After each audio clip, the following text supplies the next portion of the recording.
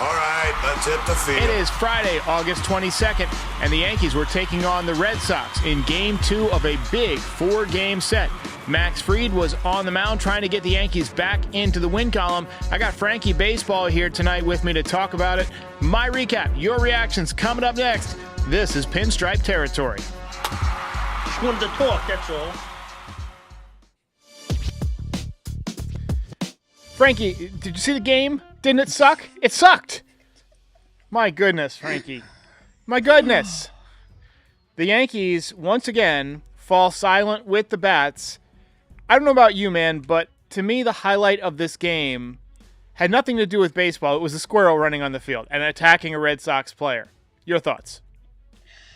Yeah, that squirrel, I was already thinking maybe on days where Stanton can't play the outfield, we can have the squirrel out there. He's already way faster, more mobile. There's just...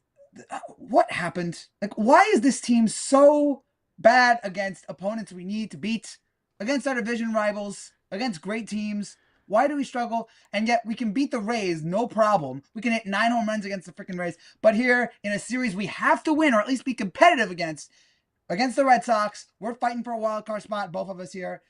And to just like I guess yesterday wasn't an egg, but yesterday was just such an embarrassment with all the errors. And then today, just a complete and total egg and wasting a great outing out of Max Fried.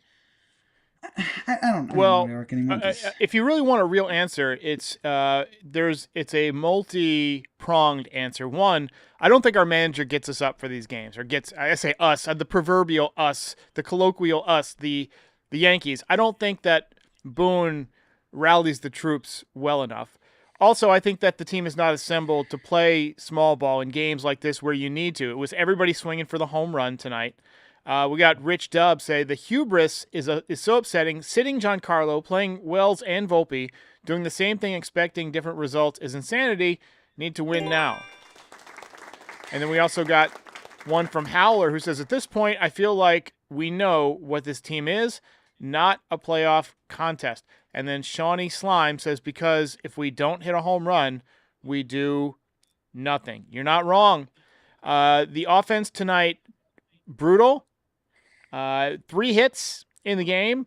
And by the way, the Red Sox have now passed the Yankees in the standings once again. And it's not looking good. Let's get to the recap. Frankie, what are we going to talk about other than the squirrel? I guess Max Fried was okay. I mean... solid performance out of him. By the way, I forgot to mention, when you mentioned Boone, I forgot to mention at the beginning of today's game, I guess he was talking to the media, and he dropped yet another, it's all right in front of us. He dropped it again. That's when we knew this game was over. It's when all Boone right there goes in back front to of that us? try. I mean, Boone, what's right? Could someone need to follow up on Boone? What's right in front of you? Like war, famine, destruction, like you're firing a wall. What is it? Someone should I know the answer. I know what's right in front of us. It's this super chat from One of a Kind who says, bunch of losers, absolutely disgusting performance. Why does anyone think this team will do anything in the postseason? I haven't seen a lot of people suggest they will, but the last non-AL Central team this team beat in a 5+ game series was the Orioles in 2012. Thank you for the $50 super chat. Let's go ahead and talk through this one, because classic pitcher's duel. For the first, 6 innings, I mean, Max Fried was tremendous. We'll spotlight him in a minute. It's bad that 2 of my bullet points about this game, one of them is that Ben Rice hit a single, and the other one is that there was a squirrel. Volpe now, after his 0 for 3, hitting 209, which I believe was what he hit as a rookie. So now the 3rd year of Anthony Volpe, and we're just not seeing any improvement in that department. The umpires, not good tonight. Judge struck out on an at-bat in which there were no strikes that should have, 3 pitches called out of the strike zone. It was horrible. I've never seen, I'm sure it's happened, but I can't remember ever seeing that in watching baseball. 3 balls, and look, that's not why we lost the game, but it's just stupid stuff like this. It's just like, come on, when's this coming in? Bring ABS in. Like this has to happen soon. We've only got about 5 more weeks of baseball in the regular season before ABS comes to baseball, because next year it will be here. In the 7th inning, the Red Sox took the lead off of Mark Leiter. The bullpen, Frankie, is, as they say, cheeks. Once again, blew the lead, or blew the game. We didn't have a lead. We didn't even get a runner to scoring position, I don't believe. Ninth inning, Volpe tried to get Duran at second base. That was one of the dumbest plays I've ever seen. You got a runner on second base, ground ball to shortstop, and he throws to second base to try and get the... I mean, just take the out, dude. That's one of the first things they teach you when you're learning to be a shortstop is eyeball the runner to get him to go back. You don't need to throw behind the runner because then it makes it even more difficult to get the back end runner, and so you lost an out. And then Aroldis Chapman, who all of a sudden is pitching like a 25-year-old again. What does this guy do? I mean, he's constantly in the gym, but 37 years old, still throwing 100-plus miles an hour, and he shut the Yankees down in the ninth inning, and that's 2 straight losses.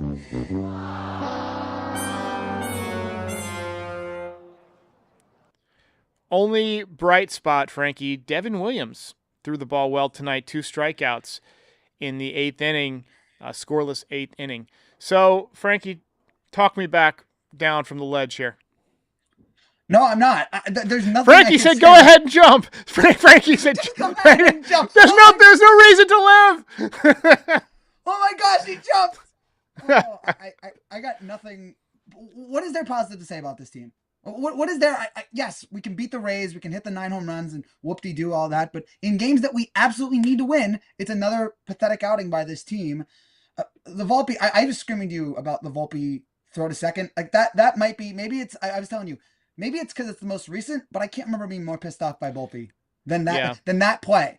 It's just such a stupid brain. Just throw to the right, but how hard is that? It's so easy to throw it first. Why? Fundamentals. It's fundamentals. And it's the same thing that with Wells. He got doubled off. You're supposed to freeze on a line drive.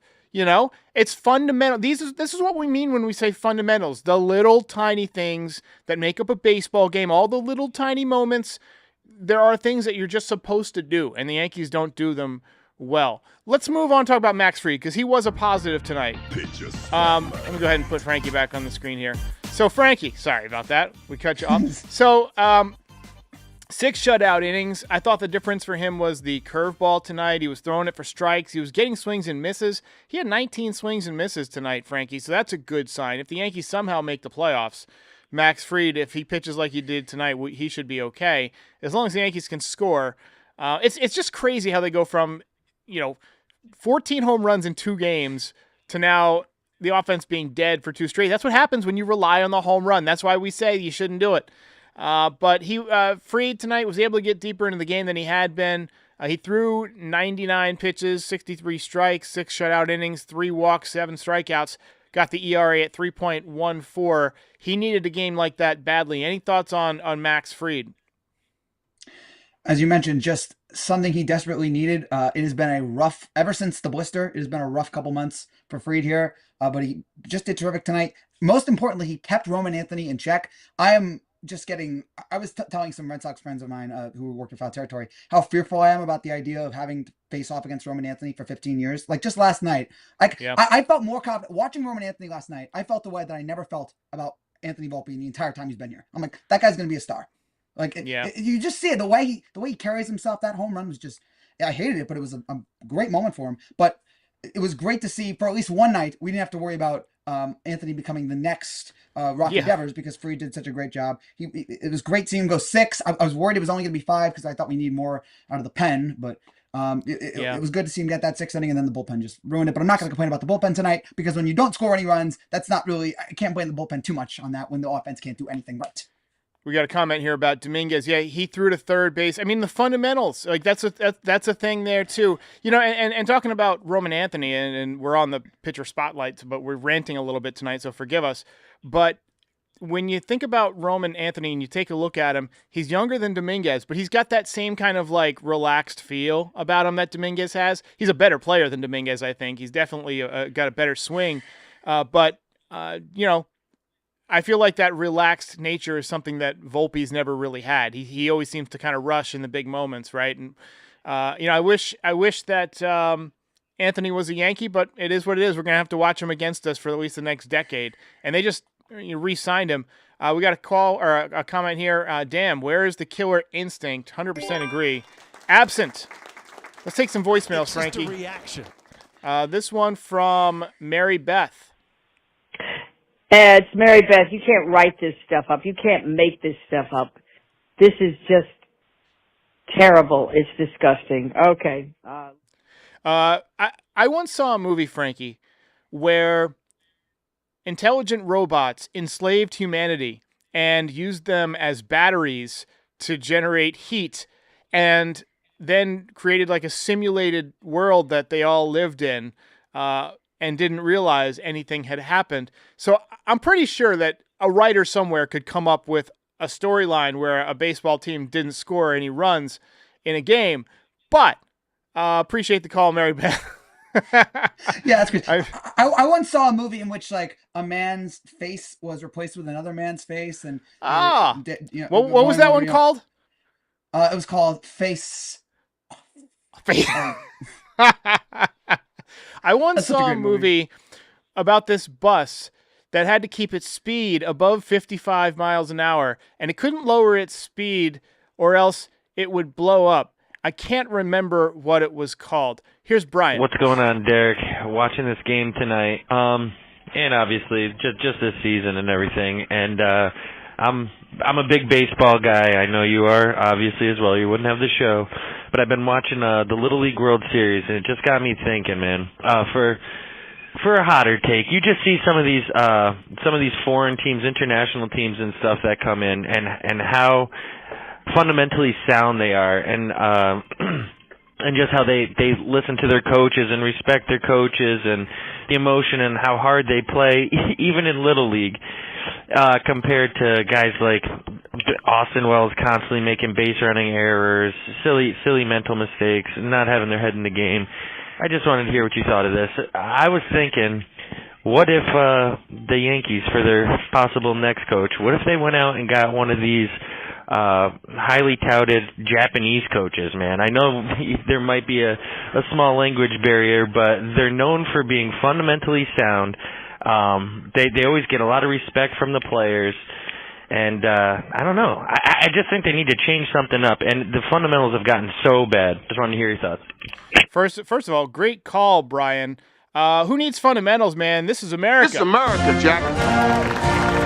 I want to live in a country where I don't need to learn fundamentals. I can do whatever the hell I want. If I want to throw the wrong base, I will. Here, we have the freedom to worship the home run ball and forget about all the fundamentals that come along with baseball.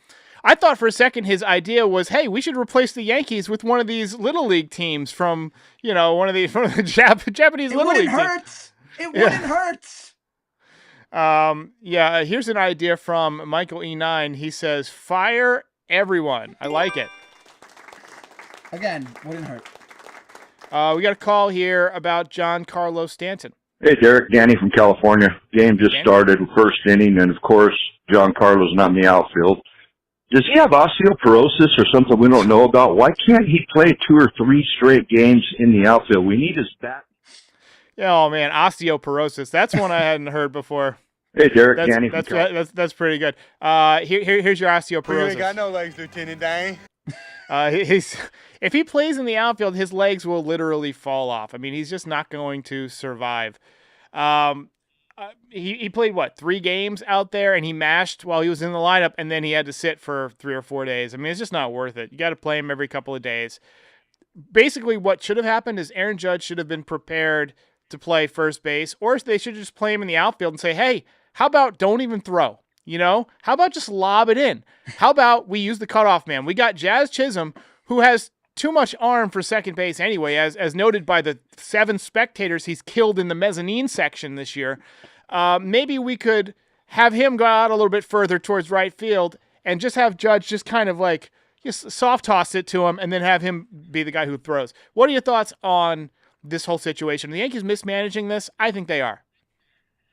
Of course, like they mismanage every other freaking thing that goes on. I'm amazed that Stanton has been able to play this many games. It hasn't been many, but I am shocked he's not injured himself already. It's just, but somehow he's gotten out there, and at least he's been hitting home runs for the most part for us. But yeah, it's tough seeing it out there. But yeah, sure, bring Jazz is turning into Chuck Knobloch all of a sudden. Like I'm worried like Keith Olbermann's, Keith Olbermann's going to get hit at this point.